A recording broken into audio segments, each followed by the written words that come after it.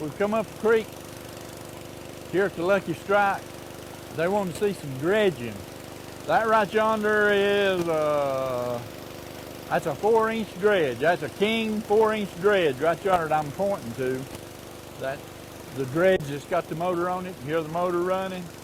What that does, if we come on over this way to these fellers that start the creek, see them moving the rocks, that's the end of the suction nozzle. They're moving rocks and sucking down under them rocks now to find the gold. The one that dredges is the one that generally does the best with the gold. They generally get more gold because they have to move a lot of rocks and they can move more material. And what we see, the ones that does dredging, they get the most gold other than like down at the panning area. You know, the panning area is set up to learn anybody how to pan. Now, when you go back to dredging, that's why you have to learn to gold pan. When that dredge right there, it will make what they call a concentrate. It's black sands and all your heavies. That set of riffles right yonder and that sluice right yonder, you see the water coming out the back of, that collects heavy. That collects anything above 5 Pacific gravity. 5 Pacific gravity or bigger, and it makes a concentrate.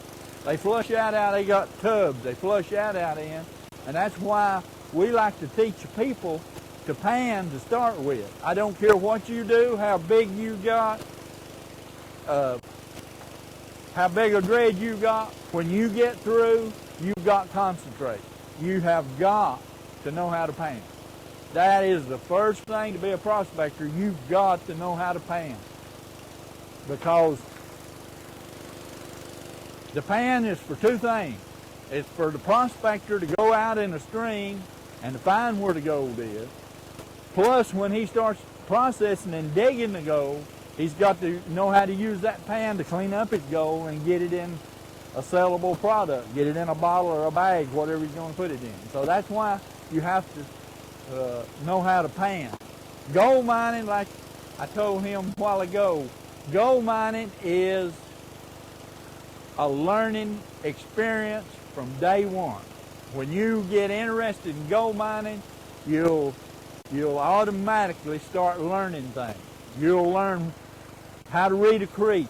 You'll learn all about your Pacific gravities, because gold mining and getting the gold is a Pacific gravity method of getting the gold. Like that water is your zero. When you hear Pacific gravity, that water is your zero. You hear 19, gold is 19, it's 19 times heavier than that water. And as you come on up, lead's about 11 and a half.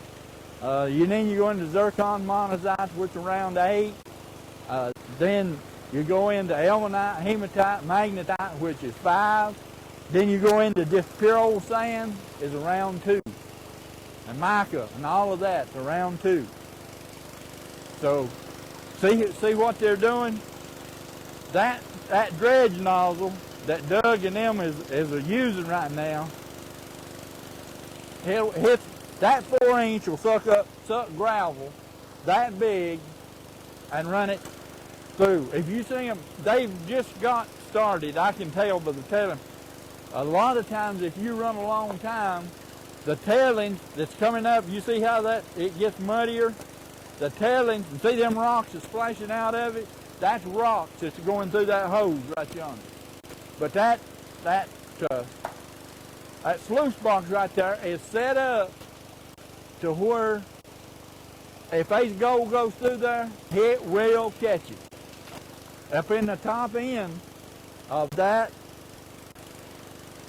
sluice, that's what you call a nugget trap. And I'm going to tell you how a nugget trap works.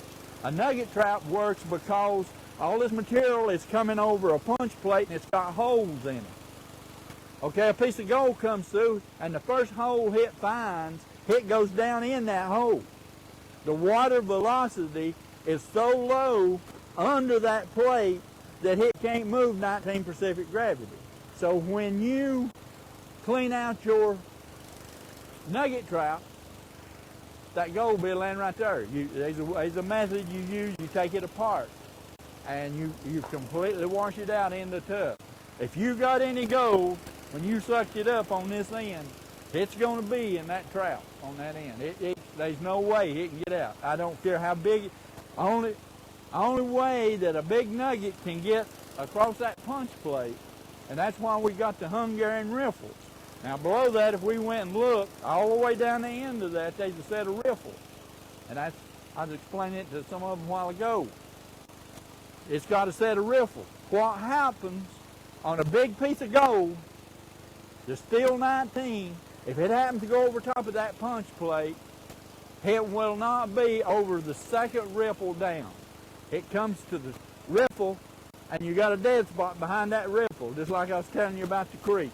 You got when it comes over that ripple, that dead spot, that nugget will kick right back under that ripple. That ripple's made at about 22 degrees up with about a 1/4 inch lip, and it leaves a good void.